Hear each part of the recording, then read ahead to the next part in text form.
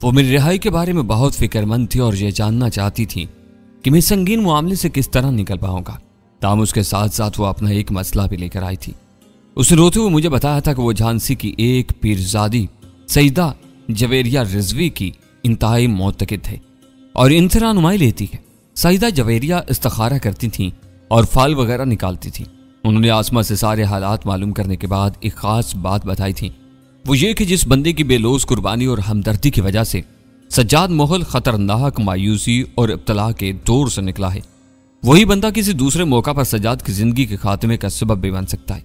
इसलिए सज्जाद के लिए जरूरी है कि वह आइंदा अपने इस मौसन से दूर रहे या फिर वो मौसन इस बात का खसूसी ख्याल रखे कि इन दोनों की मुलाकात दोबारा न होने पाए, और अगर ऐसा हो ही जाए तो फिर वो दोनों एक दूसरे से बहुत ज्यादा मोहतात रहे।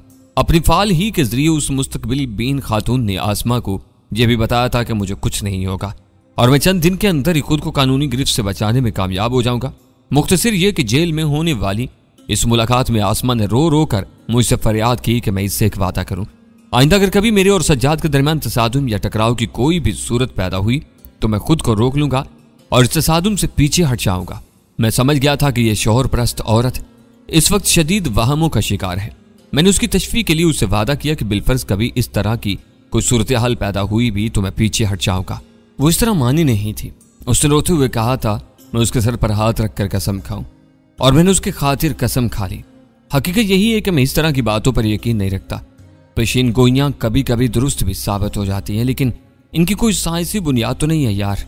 मेरे गुमान में भी नहीं था कि इस सज्जाद मोहल से दोबारा मुलाकात होगी, लेकिन जब पार्क व्यू होटल के लाबी में बैठे हुए मैंने अचानक इसे देखा और उसने मुझे, तो मेरे जहन में वो तमाम बातें ताज़ा हो गई और इसके साथ साथ अपना दिया हुआ कॉल भी।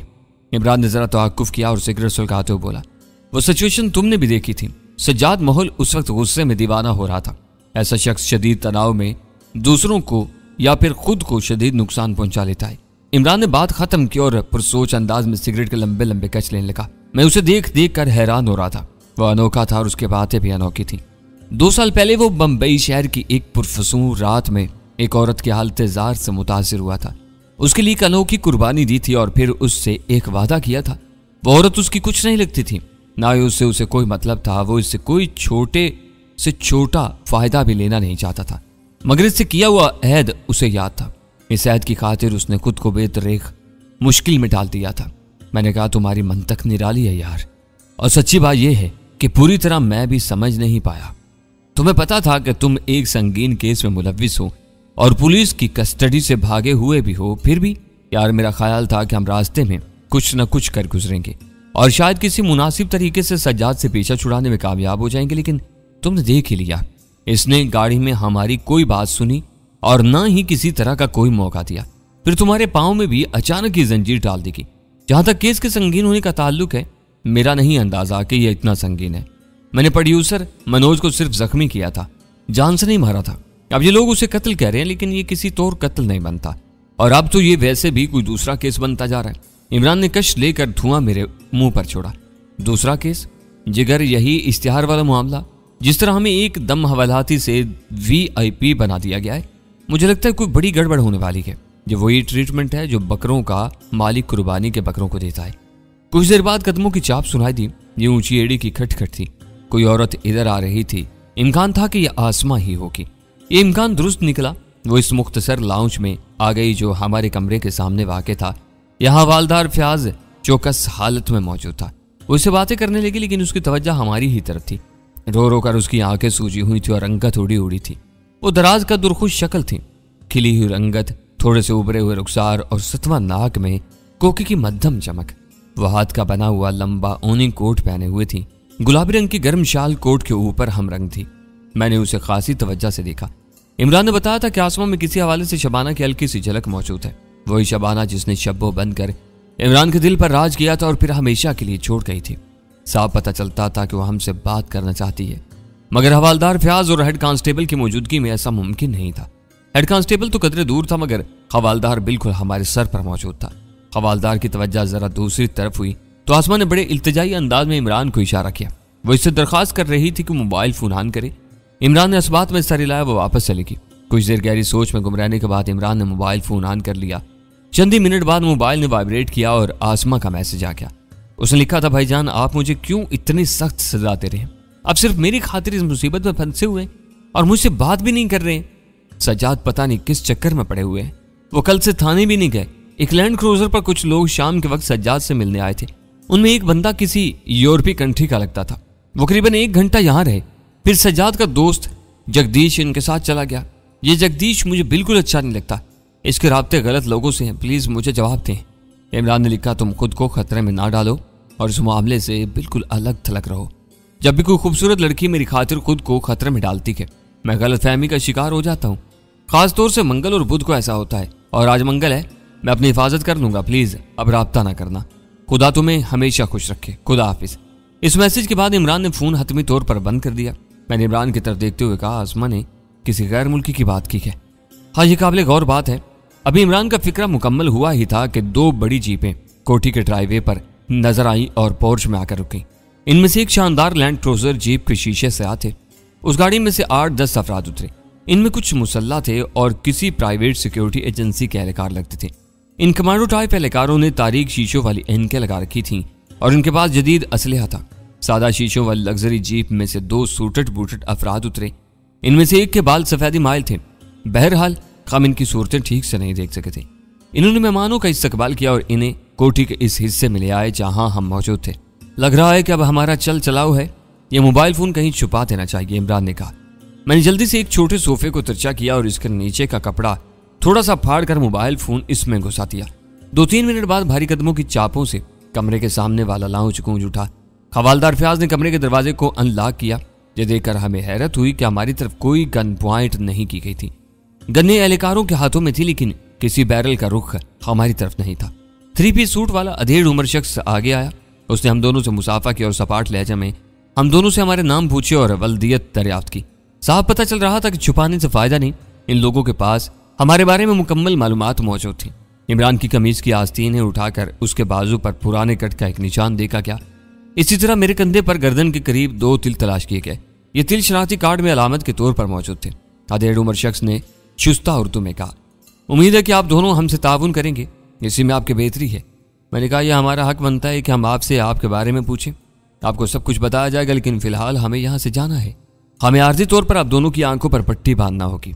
अधेड़ उम्र शख्स ने फिर शाइस्ता लहजे में कहा, अगर हम इनकार करें तो फिर? इमरान ने कहा, हमें अफसोस होगा कि आप हमारे दोस्ताना रवैये से फायदा उठाने की कोशिश नहीं कर रहे। ओके, इमरान ने कहा। हमारी आंखों पर स्याह पट्टियां बांध दी गईं। 2 अफराद ने हम दोनों को बाजुओं से पकड़ा और लेकर चल दिए। हमारे हकम में और दोनों तरफ कमोबेश 8 अफराद मौजूद थे और अंदाजा होता था कि ये लोग जबरदस्त तरबियत याफ्ता हैं। हमें पोर्च में लाकर गाड़ी में बिठा दिया गया। ये अगली गाड़ी थी और वही थी जिसकी खिड़कियों में तारीक शीशे थे। हमारा सफर शुरू हुआ। हमारे गिर्द मुसल्ला अफराद मौजूद थे और बिल्कुल खामोश थे। अधेड़ उम्र शख्स भी इसी गाड़ी में मौजूद था और वो अगली नशिस्त पर था। इमरान ने रास्ते में 1-2 सवाल पूछने की कोशिश की, मगर अधेड़ उम्र शख्स का रवैया अब पहले से ज्यादा खुश्क हो चुका था। उसने इमरान को फिल वक्त खामोश रहने की हिदायत की। हम इलाहाबाद की भरी पूरी सड़कों से गुजरकर करीबन 1.25 घंटे में अपनी मंजिल तक पहुंच गए। ये मंजिल भी कोई रहायशी इमारत ही थी। यहाँ रखवाली के बड़े कुत्ते मौजूद थे और मार्बल के फर्श पर लोगों के ठक ठक चलने की आवाजें आ रही थी। मैंने 1-2 अफराद को अंग्रेजी बोलते कई बार सुना। इनमें से एक यकीनन कोई गैर मुल्की खातून थी। इस औरत ने इमरान को देखकर हैरत और दिलचस्पी का इजहार किया। इसके अल्फाज वाज़ेह तौर पर मेरी समझ में नहीं आ सके थे। कुछ ही देर बाद हमें एक और गाड़ी में बिठा दिया गया। ये ट्रकनुमा गाड़ी थी, ताहम नशिस्तें नहायत आरामदेह थी। इस मौका पर इमरान ने अपनी पट्टी उतारने की ख्वाहिश का इजहार किया। एक सिख गार्ड ने पंजाबी लहजे में कहा, नहीं अभी नहीं जी, अभी सर जी का आर्डर आएगा तो पट्टी हटा लेंगे। हमारे अंदाजे के मुताबिक शायद गाड़ी में गत्ते के बहुत से डिब्बे भरे हुए थे। गाड़ी एक हल्के से झटके के साथ रवाना हुई। यूं लगता था कि ये गाड़ी पहले से यहाँ हमारे इंतजार में खड़ी थी। 2-3 मिनट बाद एक इंटरकॉम जैसी आवाज सुनाई थी, अब आप अपनी पट्टियां हटा सकते हैं जी। हम दोनों ने पट्टियां हटा ली और चुंदिहाई हुई नजरों से इर्द गिर्द देखा। हम एक छोटे साइज के कंटेनर में थे। ताहम ये कोई आम कंटेनर नहीं था। इसका इंटीरियर जबरदस्त था। यूं महसूस होता था कि हम किसी रेलगाड़ी के स्पेशल लग्जरी कैबिन में सफर कर रहे हैं। एक तरफ एक दरमियाने साइज का रेफ्रिजरेटर भी मौजूद था और किसी हंगामी सूरत हाल के लिए ऑक्सीजन के सिलेंडर भी रखे थे। इमरान ने कंटेनर की दीवारों को ठोंक बजाकर देखा। अंदाजा हुआ कि यह कंटेनर की बैरूनी दीवारें नहीं हैं। यह डबल दीवारों वाला कैबिन था, यानी अगर हम अंदरूनी दीवार को पीटना शुरू कर देते तो शायद बाहर तक इसके असरात न पहुंच पाते। इस 6 फुट चौड़े और 8 फुट लंबे कैबिन में हमारे सिवा और कोई नहीं था। इस कैबिन की एक दीवार गत्ते के स्टाइलिश डिब्बों की थी। ये डिब्बे फर्श से छत तक चुने हुए थे। इमरान ने इन डिब्बों पर लिखे हुए अल्फाज को पढ़ना शुरू किया। Computer hardware and accessories foreign company limited. Imran ने बुड़बुड़ाते हुए कहा, लगता है कंप्यूटर्स के पुर्जा जात हैं जो किसी मार्केट में पहुंचाए जा रहे हैं और हमें इनकी आड़ में पहुंचाया जा रहा है। मैंने कहा। मेरी आवाज़ जरा बुलंद थी। इमरान ने होठों पर उंगली रखकर मुझे आवाज़ धीमी रखने का इशारा किया। इसका ख्याल था कि मेरी आवाज़ सुनी जा रही है। दफातन इंटरकॉम नुमा आला फिर जाग उठा। किसी मकामी शख्स ने रेडियो अनाउंसर किसी आवाज़ में कहा, फ्रिज में आपके खाने पीने का सामान मौजूद है। दाएं तरफ शेल्फ पर ओवन पड़ा है जिसमें आप खाना गर्म कर सकते हैं। बाएं तरफ जो छोटा दरवाज़ा नजर आ रहा है वो वॉशरूम का है। पानी महदूद है इसलिए आप कफायत से इस्तेमाल करें। लेकिन हम इमरान की बात मुंह ही में रह गई थी। इंटरकॉम बंद हो चुका था। हेलो हेलो इमरान ने 1-2 मरतबा कहा, फिर गहरी सांस लेकर लचकदार बेड पर नींद तराश हो गया। लगता है हमें लंबा सफर करना है, मैंने ख्याल जाहिर किया। इमरान ने टांग से फ्रिज का दरवाजा खोला और अंदर मौजूद खाने पीने की अशिया को देखकर बोला, इन चीजों को देखा जाए तो फिर 4-5 दिन का सफर तो बनता ही है, लेकिन अगर तुम्हारी भूख को देखा जाए तो फिर कुछ कम बनता है। तुम्हें जुबान लग गई है, कोई बात नहीं बच्चू, खटमंडू पहुंचकर बोलती बंद हो जाएगी। वहां कड़ाके की सर्दी होगी। ये खटमंडू बीच में कहां से आ गया? भाई जिस जगह से हम चले हैं और जिधर का हमारा रुख है, हम 4-5 दिन में खटमंडू तक तो पहुंच ही जाएंगे। ना हुआ तो तिब्बत होगा या फिर सन गयांग वगैरह। क्यों जी, ऐसा ही है ना ब्रादर? इमरान ने आखिरी अल्फाज कंटेनर वालों को मुखातिब करके गए थे। दूसरी तरफ से कोई जवाब नहीं आया। कंटेनर बड़ी रफ्तार से उड़ा चला जा रहा था। अंदाजा होता था कि वो किसी मोटरवे जैसी सड़क पर जा रहा है। इमरान ने उदासी भरे अंदाज में आंखें बंद कर ली। मुझ पर भी उदासी सवार हो रही थी। बालू बड़ी शिद्दत से याद आ रहा था। पता नहीं वो कहाँ और किस हाल में था। वो मासूम मां से तो जुदा हो ही चुका था, अब मुझसे भी दूर था। बहरहाल मुझे मैडम सफूरा की होशियारी और इकबाल की दिलेरी से खासी तवक्कात थी। उम्मीद थी कि वह हालात का मुकाबला कर लेंगे, खास तौर से इस सूरत में कि इन्हें अजय का ताउन भी हासिल था। कप्तान अजय का ख्याल आते ही वो सारे वाकयात ज़हन में औदम मचाने लगे जो सिर्फ चंद रोज पहले भांडियल एस्टेट में हमारे साथ पेश आ चुके थे। ऐसा लगता था कि हम 1857 की जंग आज़ादी के दौर से एकदम जदीद दौर में लौट आए हैं। काश्मीर के पुराने किले के इर्द गिर्द होने वाली खून रेस लड़ाई, आग, धुआं, बारूद, तलवारों की छनकार और फिर इससे पहले अस्टील और मैनियार्ड की मौत, सूलियां चढ़ाए जाने के मनाजर और बाजारों में होने वाली कत्लो गारतो गिरी और असमत दरी, वो सब वाकयात आंखों के सामने घूमने लगे। वो सब कुछ अब जागती आंखों के ख्वाब जैसा लगता था। किस सोच में खो गए हो? इमरान ने पूछा। अस्टेट की लड़ाई को याद कर रहा हूँ। और तुम? मैं लाहौर को याद कर रहा हूँ। लगता है अपना मुल्क और अपना शहर देखने की हसरत फिर दिल ही में रह जाएगी। हाय पाकिस्तान, हाय लाहौर। हमारे अगले 5 रोज एक अनोखे तजर्बे जैसे थे। हमने ये 5 दिन एक 6x8 फुट के कैबिन में गुजार दिए और ये कैबिन करीबन दिन रात हरकत करता रहा। कभी हमवार सड़कों पर, कभी बहुत हमवार सड़कों पर। हम कहाँ से गुजरते रहे थे हमें कुछ खबर नहीं थी और ना ही कोई अंदाजा लगाया जा सकता था। बाहर से कोई हल्की से हल्की आवाज भी हम तक नहीं पहुंच सकती थी। नजर का रास्ता भी यकसर मसदूद था। बाहर की दुनिया से हमारा वाहिद राब्ता वो इंटरकॉम था जिसके जरिए कभी एक मर्द और कभी एक औरत हमें मुखातिब करते थे और ये राब्ता भी दिन में सिर्फ एक आध बार ही हो पाता था। हमारा सबसे आम सवाल ये था कि हमें कहाँ ले जाया जा रहा है, लेकिन इस सवाल का जवाब देने वाला कोई नहीं था। खुदा खुदा करके 5वें रोज ये सफर इख्तिताम को पहुंचा। इमरान की रिस्ट वॉच शाम 5:30 बजे का वक्त बता रही थी। 5 रोज बाद पहली बार हमारे लग्जरी कैबिन का दरवाजा खुला और हमें किसी आदमजाद की सूरत नजर आई। इस आदमजाद के पीछे एक और आदमजाद भी था जिसके हाथ में खतरनाक AK-56 राइफल थी। हमसे बड़े शाइस्ता लेकिन फैसला कुन लहजा में एक बार फिर दरख्वास्त की गई कि हम अपनी आंखों पर पट्टी बनवा लें। इस दरख्वास्त को कबूल किए बगैर कोई चारा नहीं था। हमारी आंखों पर स्याह रेशमी पट्टी बांध दी गई। मुसल्ला कमांडोज टाइप अफराद ने हमें बाजुओं से पकड़कर नीचे उतारा। हमारे इर्द गिर्द बहुत से बूटों की खड़खड़ाहट थी। मौसम खासा ठंडा था। करीबन 50 मीटर पैदल चलाने के बाद हम एक आरामदेह कमरे में पहुंचा दिया गया और आंखों से पट्टियां हटा दी गई। कमरे का दरवाजा बाहर से लॉक कर दिया गया। हम बाकी सब बातें फरामोश करके अंदाजे लगाने में मशगूल हो गए कि हम किस मकाम पर हैं। ये इंडिया तो हरगिज नहीं था। कमरे की डेकोरेशन और दीगर अशिया से भी कुछ अंदाजा लगाना मुश्किल हो रहा था। हमारे इर्द गिर्द मौजूद अफराद तो कुछ बोलते ही नहीं थे, वरना उनकी जुबान और लहजे से कोई कयाफा लगाया जाता। इमरान ने पूछा, क्या ख्याल है, इंडिया, नेपाल या चाइना? वैसे मुझे तो माहौल कुछ नेपाल जैसा लगता है। और ये पेंटिंग देखो, इसमें भी कुछ ऐसा ही रंग है, लेकिन ये फर्श देखो, ये मार्बल है। मेरे नाकिस मालूमात के मुताबिक काठमांडू वगैरह में अच्छे होटलों के फर्श अक्सर लकड़ी के होते हैं और ये पर्दों का स्टाइल ये भी कुछ वक्री टाइप का है। अचानक इमरान की नजर एक दीवार गिर अलमारी पर पड़ी। वो इसके हैंडल्स पर पांव रखता हुआ बालाई सिरे तक पहुंच गया। यहाँ एक स्टाइलिश एग्जॉस्ट फैन नजर आ रहा था। इमरान इस फैन की प्लास्टिक जाली से बाहर झांका, फिर बेख्तियार पुकार उठा, ओए होए। इसके होंठ दायरे की शक्ल में सुकड़ गए थे। क्या हुआ? मैंने कहा। खुद देख लो ऊपर आकर। मैंने इमरान की तकलीद की और अलमारी के हैंडल्स पर पांव रखता हुआ एग्जॉस्ट फैन की जाली तक पहुंचा। मैं दंग रह गया। इस दूसरी मंजिल से बुलंद दरख्तों के पीछे मुझे जो मंजर नजर आया वो मीनार पाकिस्तान का था। मीनार पाकिस्तान का ऊपर वाला हिस्सा नजर आ रहा था। ये लाहौर का जाना पहचाना आसमान था। शाम डूब रही थी। सुर्ख उफक पर पतंगे डोल रही थी। इमरान ने खोपड़ी सहलाते हुए कहा, यार ताबी, ये मीनार पाकिस्तान लाहौर से चलकर काठमांडू कैसे पहुंच गया? मैं क्या जवाब देता? मैं खुद हैरत के दरिया में बह रहा था। मेरी निगाहें एग्जॉस्ट फैन की जाली से बाहर मीनार पाकिस्तान के बालाई हिस्से पर लगी हुई थी। ये बालाई हिस्सा सरसब्ज दरख्तों की हरियाली के दरमियान से बाहर निकला हुआ था।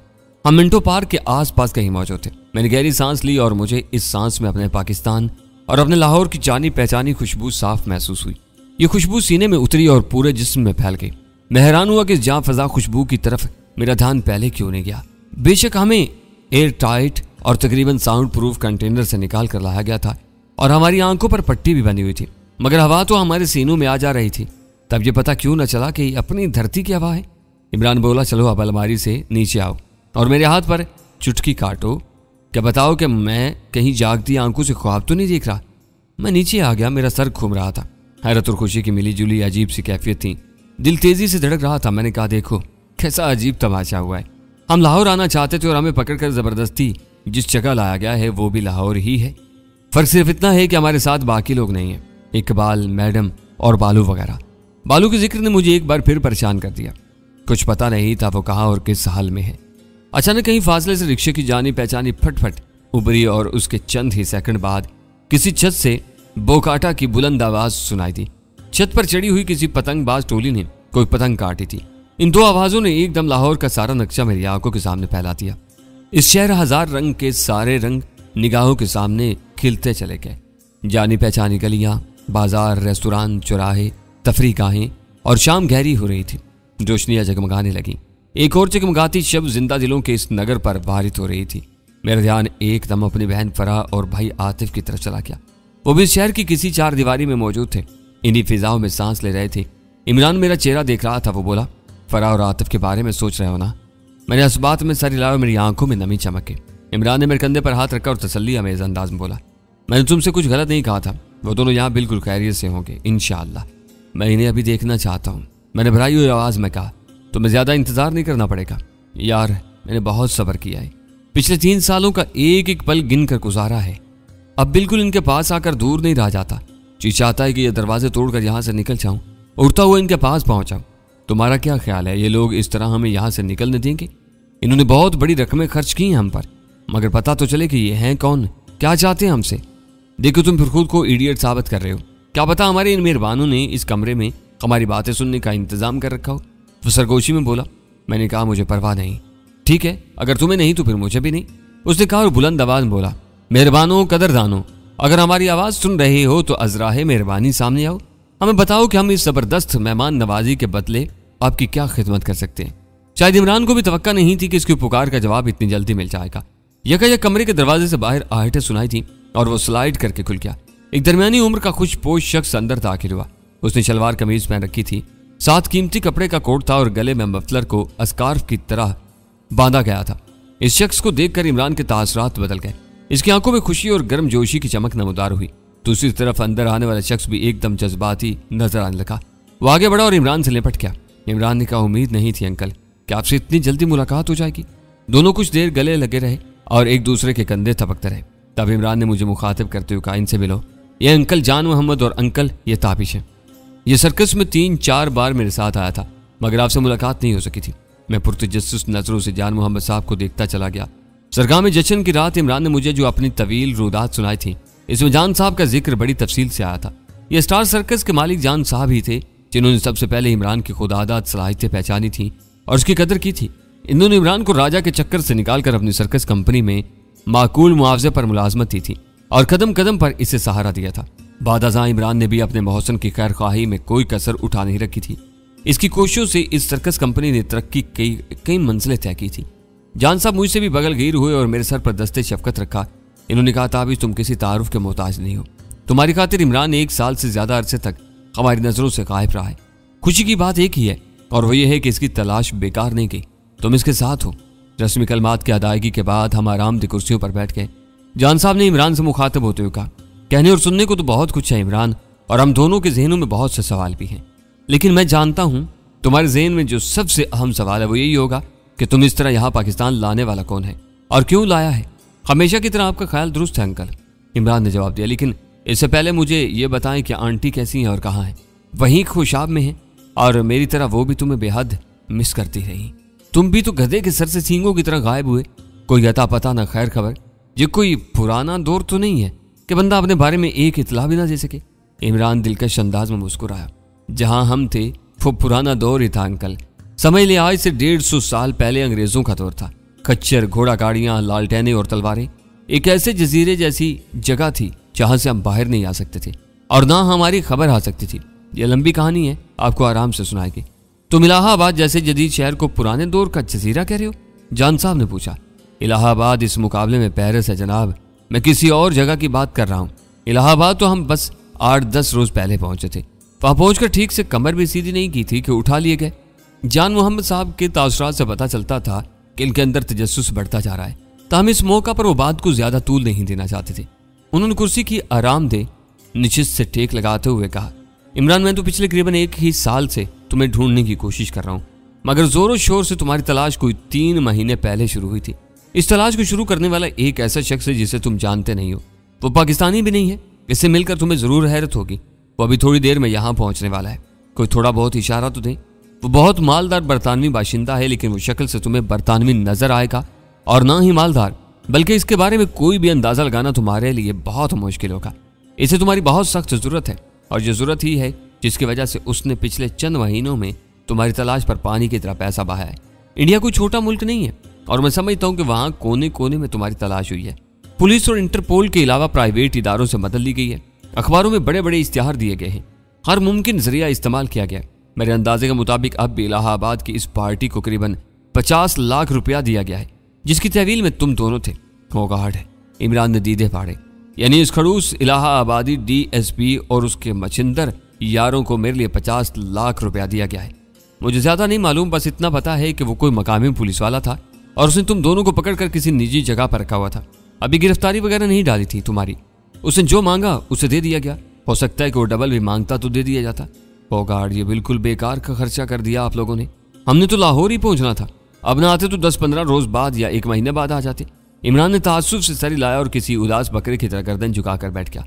चांद साहब ने शफकत भरी नजरों से उसे देखा और बोले, असल कीमत तो जरूरत की होती है इमरान, और रियान साहब को तुम्हारी जरूरत है। शायद तुम्हें यकीन ना आए कि पिछले महीने के शुरू में वह मुझे अपने साथ लेकर इंडिया गए थे। हम कोई 2 हफ्ते तक अमृतसर, जालंधर और चंडीगढ़ के इलाकों में घूमते रहे। किसी ने रियान साहब तक ये गलत इतला पहुंचाई थी कि तुम्हें और इकबाल को बांधे का गया है। पूरे 2 हफ्ते। और रियान विलियम वो शख्स हैं जिनके लिए अपने काम से 2 घंटे का वक्त निकालना भी बहुत मुश्किल होता है। अच्छा, तो इनका इसमें मुबारक रियान विलियम है? मैंने ये पहली बार सुना है। तुम्हें बताया तो है कि तुम इन्हें पहले से नहीं जानते, लेकिन इनके साथ जो दूसरा बंदा है उसे तुम जरूर जानते हो। कौन है? वही प्रोफेसर रिची जिसने तुम्हारा टेस्ट लिया था, अपने बहुत बड़े कुत्ते से तुम्हारी मुलाकात करवाई थी, तुम्हारा लंबा चौड़ा इंटरव्यू भी लिया था और तुम्हारी वीडियो भी बनाई थी। वो क्या चाहता है? जान साहब बोले, रिची साहब तो कुछ नहीं चाहते, लेकिन इनके कहने पर यह विलियम बहुत कुछ चाहने लगा है। इसे लक की तलाश है और यह लक इसे तुम में नजर आती है। वो एक बहुत बड़ा दाव लगाना चाहता है और इस दाव के लिए उसे तुम्हारी खुशकिस्मती की जरूरत है। आप पहेलियों में बात कर रहे हैं, इमरान ने कहा। जान साहब ने एक नज़र मेरी तरफ देखा, फिर बोले, मेरा ख्याल है कि मैं ताबिज के सामने हर तरह की बात कर सकता हूँ। ये मेरा हमजाद बन चुका है जनाब, बल्कि हमजाद से भी आगे की चीज़ है। वो क्या कहते हैं फारसी में, रांझा रांझा कर दी नी में अप्पे रांझा हुई। गालिबन ये मौलाना रूमी का शेर है ना? मैंने कहा यह मौलाना रूमी का नहीं है और ना ही फारसी का है, और ये मकूला ही नहीं है, ये मिसरा है। चांद साहब ने मेरी और इमरान के बात सुनी अनसुनी करते हुए कहा, मिस्टर विलियम यूरोप और अमेरिका में कसिनोज की एक बहुत बड़ी चेन का मालिक है। अरबपति शख्स है, लेकिन देखने में वो तुम्हें ऐसा नहीं लगेगा। जुआ खानों के कुछ मालिकान ने पिछले दिनों में गेम खेलने का प्रोग्राम बनाया था। इस गेम के 2 शोज इससे पहले हो चुके हैं और खास हलकों में बहुत कामयाब हुए। इन शोज को स्पेशल ट्रांसमिशन के जरिए यूरोप और अमेरिका के इलाकों में दिखाया भी गया। मिस्टर रियान विलियम इन शोज में बहुत दिलचस्पी रखते हैं और वो इनकी इंतजामिया में शामिल हैं। बल्कि इनके छोटे भतीजे गैरी ने पिछले दिनों दूसरे शो में हिस्सा भी लिया था।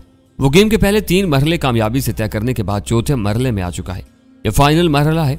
इस मरहले में हर सवाल के साथ इनामी रकम दुगनी हो जाती है और अगर खेलने वाला सिर्फ 3 सवालों के दुरुस्त जवाब दे देता है तो एक बहुत बड़ा इनाम जीतने में कामयाब हो जाता है। कुछ अंदाजा तो बताएं। इमरान ने जरा दिलचस्पी लेते हुए कहा। जान साहब मुस्कुराए और थोड़ा सा तवक्कुफ करके बोले, इस वक्त ये गेम $2 मिलियन पर रुका हुआ है। पाकिस्तानी करेंसी के मुताबिक करीबन 15 करोड़ रुपया बनता है। बनता है या नहीं? बिल्कुल बनता है। इमरान ने अपना सर असबात में हिलाया। अब पहले सवाल का दुरुस्त जवाब देने से यह रकम दुगनी यानी करीबन 30 करोड़ रुपए हो जाएगी और सिर्फ 2 मजीद दुरुस्त जवाब इसे कहां पहुंचाएंगे, इसका अंदाजा तुम आसानी से लगा सकते हो। इमरान की आंखें जरा फैल गईं, यानी 120 करोड़ है।